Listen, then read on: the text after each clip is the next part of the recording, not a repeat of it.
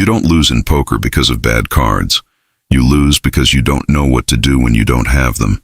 And if you are being completely honest with yourself right now, that sentence just described at least half your losing sessions. Maybe more.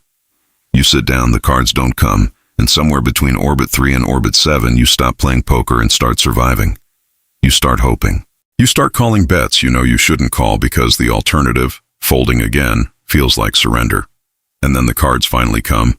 You overplay them because you've been waiting too long, and the session ends the same way it always ends. You blame the variance, you blame the table. You never once consider that the real problem had nothing to do with the cards. Today that changes. In this video, I am going to show you how the best players in the world win pots they have no business winning. Pots where they hold nothing. Pots where the cards never help them at all. And I am not talking about reckless bluffing or gambling. I am talking about a systematic, repeatable way of creating pressure, controlling information, and forcing opponents into decisions they cannot make correctly. It exists. It works at every level. And once you see it clearly, you will never look at a poker table the same way again. Stay until the end. Because what I am going to reveal in the final section of this video is the single concept that the players who beat you are using right now, in real time, at the tables you are sitting at, and most of them could not even explain it to you if you asked. Let me tell you about a player named Marcus. Not a famous player. A player who represents every serious amateur who has ever plateaued in this game. Marcus had been playing for 4 years. He had studied ranges. He knew pot odds.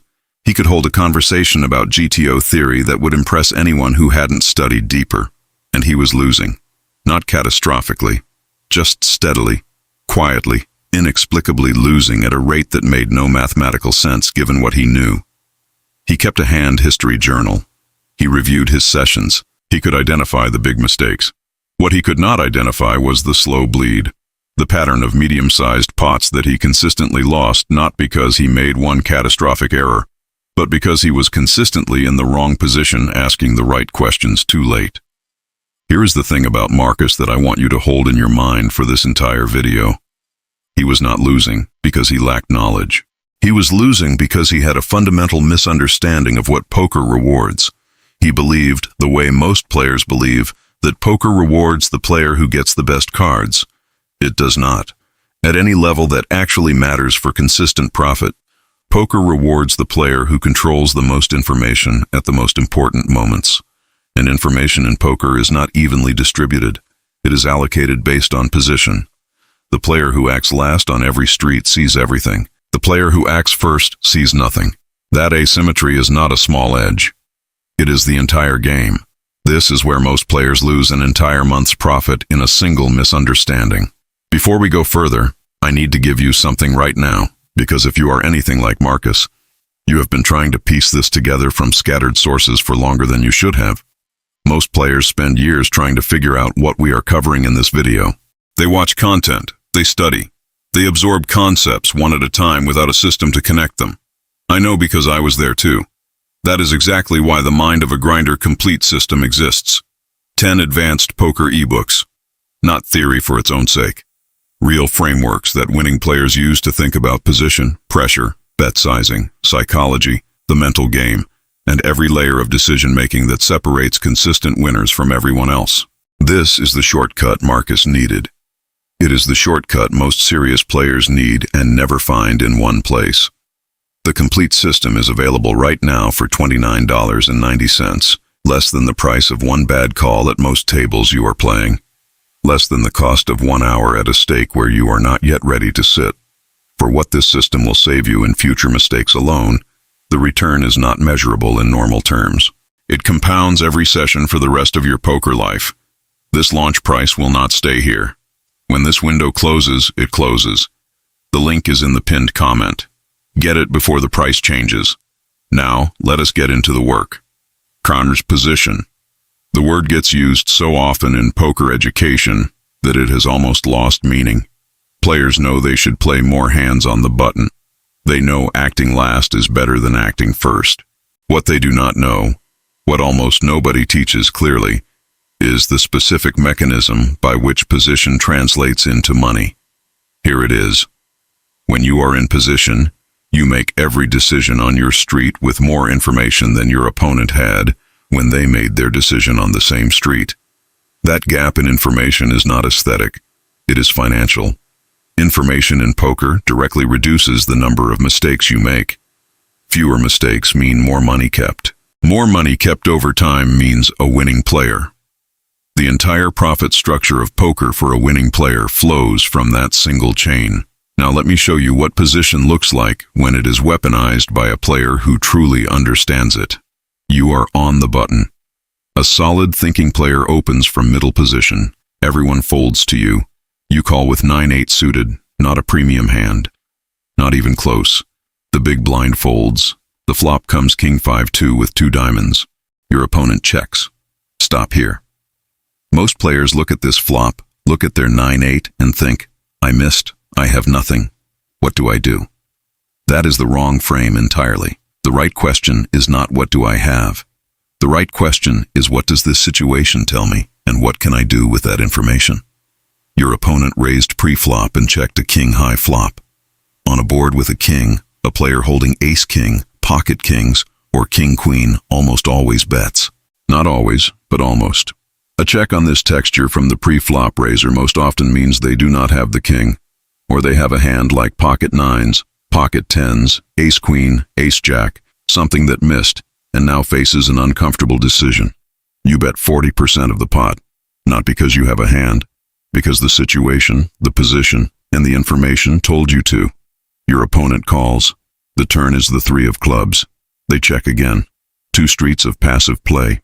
Their range has narrowed to missed Broadway hands, medium pairs, and occasional slow plays. You bet 65% of the pot. They fold. You won that pot with 9 high. Not because you are clever, because you were in position, you asked the right questions, and you let the information do the work. But what I am about to show you next is where this becomes truly unfair. The concept is called the float, and it is one of the most powerful weapons in modern poker that recreational players almost never use correctly, because they have never had it explained with the specificity it deserves. Floating means calling a bet on one street with the intention of taking the pot away on a later street when your opponent shows weakness. It is not a bluff in the traditional sense. You are not representing a hand on the street you call. You are buying information and reserving the right to act on it when the moment is right. Here is what makes floating work. Your opponent bet the flop. You called. From their perspective, your call could mean a lot of things. It could mean you have a draw.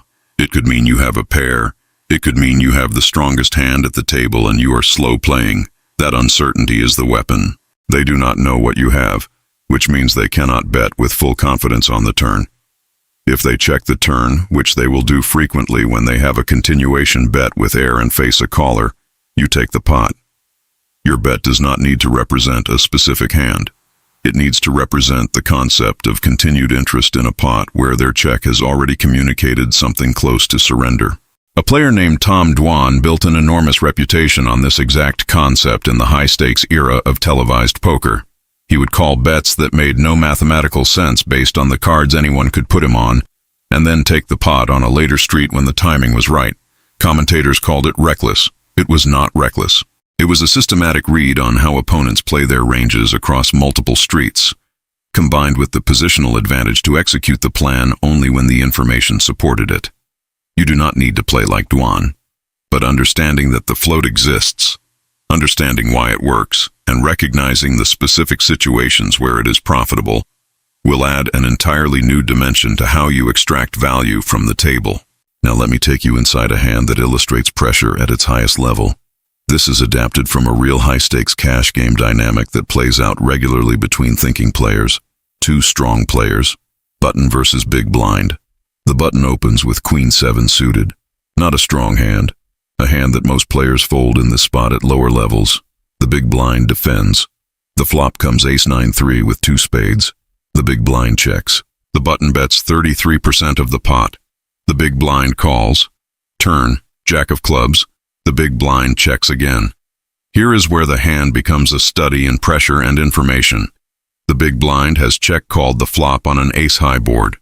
They did not check raise. That is important. Players with aces who want to build pots usually raise. Check calling the flop on ace high suggests a hand that connected, but not powerfully. Pocket nines, pocket threes for a set, ace with weak kicker, jack nine for two pair. It also includes a lot of draws and a lot of missed hands that floated to see the turn. The jack on the turn changes things. Now the big blind has checked twice. The button bets 60% of the pot.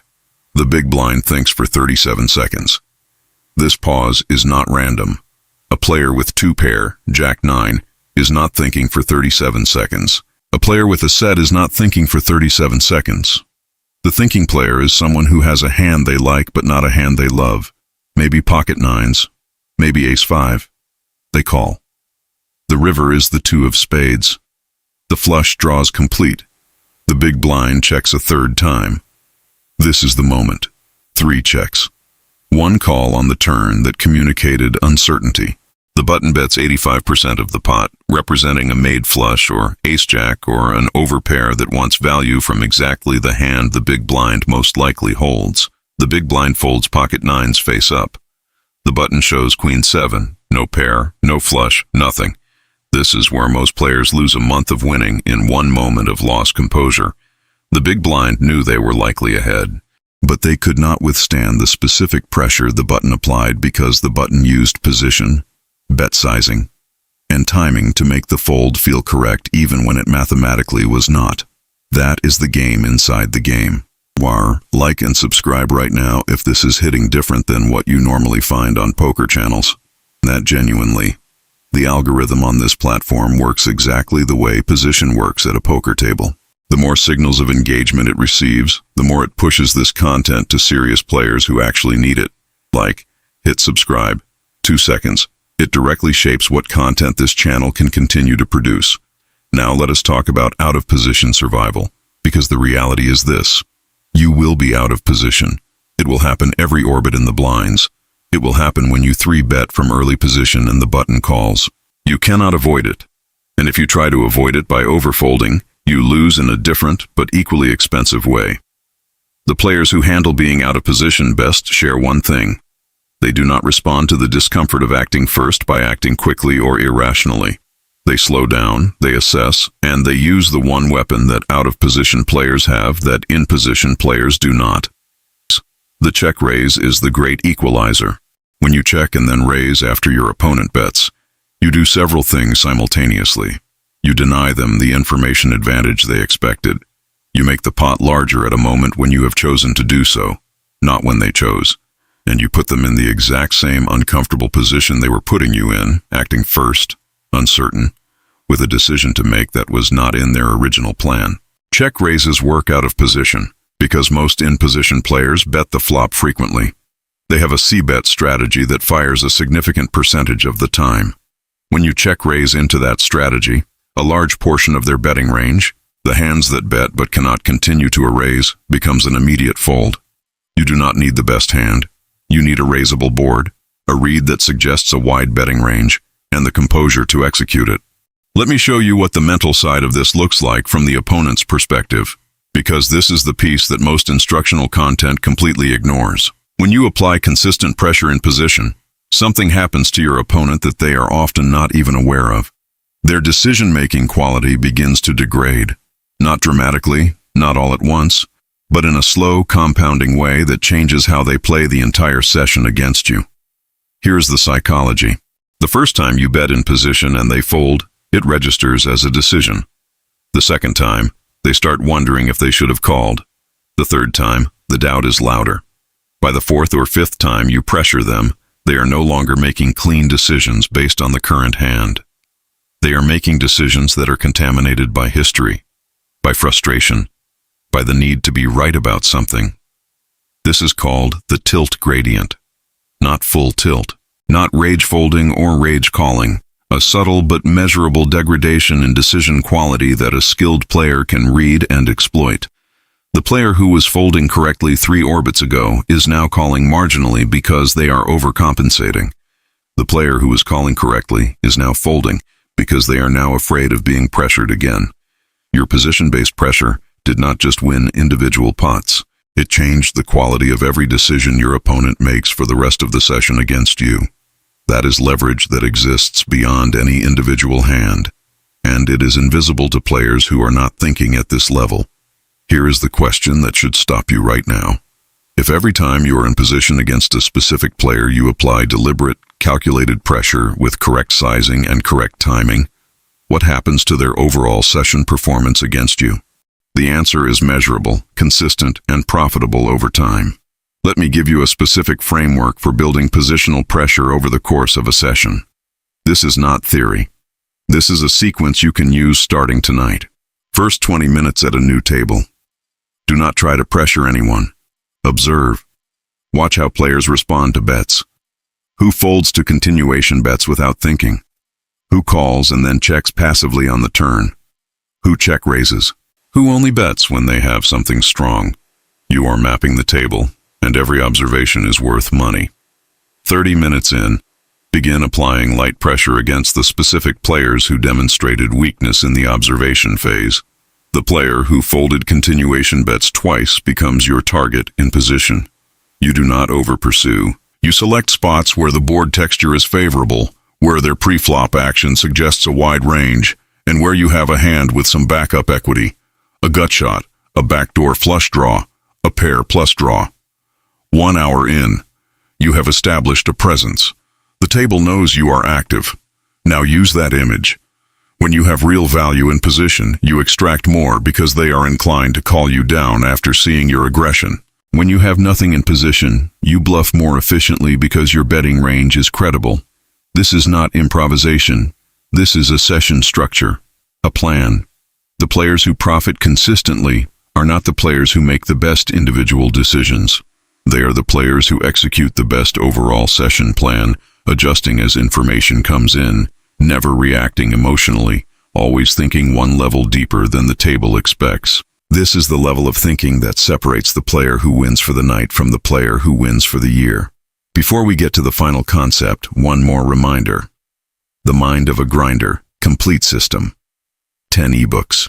Every framework we have discussed in this video lives inside that system in complete, structured depth. The Session Planning Framework, the Floating Strategy, the Check Raise System, the Tilt Gradient Concept, the Positional Pressure Map. All of it connected, sequenced, ready to implement. $29.90. The launch price. It is not staying here. If you are serious about what we have been discussing, the link is in the pinned comment. This is the last week at this price. After this, the cost goes up because this is not a collection of tips thrown together. This is a training system. It takes you from where you are to where you are capable of going. The only question is whether this is the week you make that decision.